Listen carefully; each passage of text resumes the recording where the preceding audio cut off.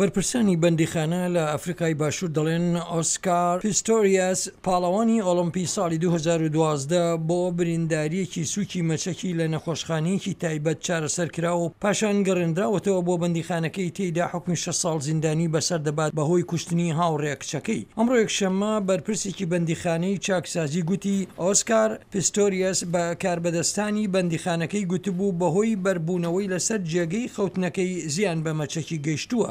دەگوترێت ناوبراون و کۆلی لەوە کردووە کە گوایە بە بڕینی مەچەکی هەوڵی خۆکوشتنی دابێت. بەهۆی پاراستنی نهێنی تەندروستیەوە کاربەدەستان زانیاری کەم لەسەر ئەم مەسەلەیە دەدەنە هاوڵاتیان. مانگی ڕابردوو داواکارانی گشتی لە ئەفریقای باشوور گوتیان داوای تێهەڵچوونەوە بە حکمی 6 ساڵ زیندانی پیستۆریاسیاندا کردووە. دەڵێن ئەو حکومە بەرامبەر ئەو تاوانەی ناوبراو ئەنجامی دابوو کەمە.